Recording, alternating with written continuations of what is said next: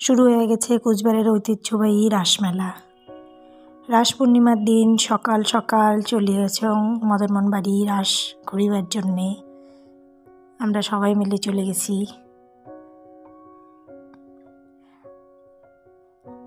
পতুনা রাক্ষসী বিশাল বড় বানায়, এই দেখো চাকা লাগা গাড়িত করে নিয়ে আসে। সবাইকে কোচবিহার রাস মেলা আসার জন্য আটুস রোল, সবাই আসবেন দেখিবার। এবার মদনমোহন বাড়ি এখানে ঘোরাঘুরি কর্ম আমরা দেখো প্রচুর প্রদর্শনী রাখা হয়েছে। অনেকে আর্ট দেয়, অনেকে হাতের কাজ দেয়, এটা দেখার জন্য প্রদর্শনী হিসাবে। দারুণ সুন্দর সুন্দর কাজ, হাতের কাজ, অনেক আর্টে ভর্তি। আবার অনেকে অত সুন্দর সুন্দর হাতের কাজ করছে, ক্লে দিয়ে করছে। এ দেখো একটা ছোট্ট রাস, মোর খুব ভালো লাগছে রাসটা। একটা পতুনা রাক্ষসীও যাই বানাইছে, তার ছবিও আছে, নাম আছে। এটা রাধা মাধব বানাইছে, এটা সম্ভবত ক্লে দিয়ে বানাইছে। এই দেখো আর্টগুলোও কিন্তু দুর্দান্ত।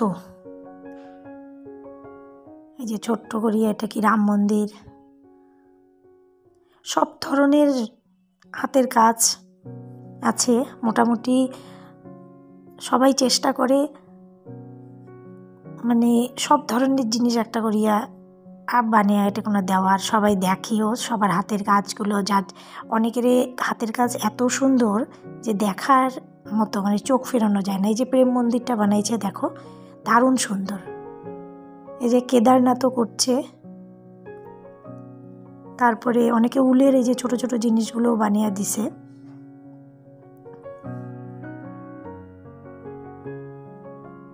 এই আর্টটা দুর্দান্ত একটা আর্ট। কিছু কিছু বড় বড় আর্ট আছে, অয়েল পেন্টিং মনে হয়, এগুলো অয়েল পেন্টিংই হবে। খুব সুন্দর সুন্দর আর্ট আছে, অনেক বড় বড়। এই হরিণটা নাকি মানে সিংহ হরিণ করছে। সিংহ হরিণটা সম্পূর্ণ পেপার ম্যাশ দিয়ে করা। এই যে আর্টগুলো দেখো, উপরের বড় বড় আর্টগুলা। এই টিউবওয়েলটা কিন্তু থার্মোকলের না, পেপার দিয়ে তৈরি করা। অনেক ছোট ছোট বাচ্চাও আর্ট দিছে, হাতের কাজ দিছে। সত্যি বাচ্চাদের প্রতিভা অসাধারণ সুন্দর। এই যে এটাও খুব সুন্দর বানাইছে। এই যে প্রেম মন্দির, বড় বড় যারা দেয় আর কি শিল্পী, তাদের তো হাতের কাজ দুর্দান্তই। এই যে বড় আর্টটা উপরে দেখলেন, এটা সম্পূর্ণ অয়েল পেন্টিং, দারুণ সুন্দর আর্ট।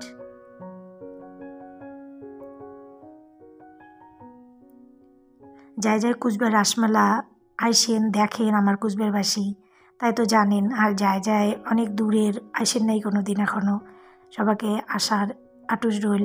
একবার হলেও কোচবিহার রাসমেলা ঘুরে যাবেন, কোচবিহার শহরটা এখন ঘুরে যাবেন। আমার ছোট্ট শহর কিন্তু ভীষণ সুন্দর। এই যে আর একটা প্রেম মন্দির, না প্রেম মন্দির না, রাম মন্দির, ভুল করলেও। এই যে যায় আসছে, তার আবার ছবিও দিয়ে রাখছে। আর এটি কোনো রাখছে আমার ভগবান কৃষ্ণের দশাবতার। এটা শুধুমাত্র রাস মেলার সময়ে বের করে দেওয়া হয়, আর বাদ বাকি সারা বছর সময়টা মন্দিরের ভিতর রাখিয়ে পূজা হয়। দর্শনার্থীর দর্শনের জন্য গোবিন্দর এই দশাবতার বাইরে রাখা হয়, এতে পূজা হয়। এই সময় মদনমোহন বাড়ি কিন্তু দারুণ সুন্দর করে সাজানো হয়, সুন্দরভাবে সাজিয়ে ওঠে। আর প্রচণ্ড ভিড়, তাই সামনে যায়া মদন ঠাকুরের ছবি তুলের বাংলায়। এই সময় সকালবেলাটা পূজা দেওয়ার জন্য ভিড় হয়, ভক্তদের ভিড় হয়। এই যে ভিড়, খুব ভিড় দেখির পাওয়া যাচ্ছেন সবাই। এবার একটু ঘুরিয়া বাড়ি চলে যাবো, আবার সন্ধ্যার দিকে মেলা ঘুরে আসবো। এটা একটা দুর্গা প্রতিমা, এটা দুর্গাপূজার সময় বানানো হয়েছে। নিচে লেখা আছে মহিষবাতানের। দারুণ সুন্দর একটা প্রতিমা। এটা প্রদর্শনীর জন্য রাখছে।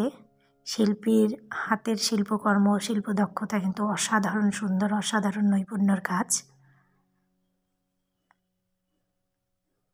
আর রংটাও এত সুন্দর ফুটে উঠছে,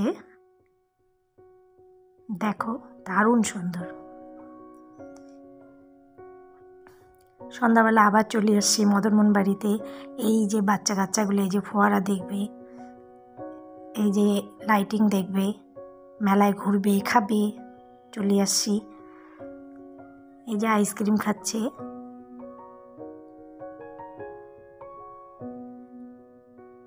তারপরে একটু ঘুরবো, একটু প্রোগ্রামেও দাঁড়াবো। প্রোগ্রাম হয় আমার এই রাসমেলায়, প্রত্যেকটা দিন খুব সুন্দর সুন্দর প্রোগ্রাম হয়। এর চলে আসছি নবদ্বীপের ভেলপুরি খাবার, খুব স্বাদ, মোর খুব প্রিয় নবদ্বীপের ভেলপুরি। আগত 20 টাকার 5টা দিছে, পরে হয়ে গেল 4টা, এই বছর 20 টাকার 3টে দিল। খুব ভালো লাগে খাবার, খুব টেস্টি হয়। তারপরে এই যে বাচ্চা কাচ্চারা কেনাকাটা করিল, ক্লিপ নিল, ব্যাগ নিল, ব্রেসলেট নিল, এই করে আজকে বাড়ি আসলাম। সবাইকে আটুস রইল আমার কুচবাড়ির রাসমেলায় ঘুরে আসিবার জন্য। সবাই অবশ্যই একবার ঘুরে যাবেন। সবাই ভালো থাকবেন। ভিডিওটা আজকের এখানে শেষ করলাম। ধন্যবাদ।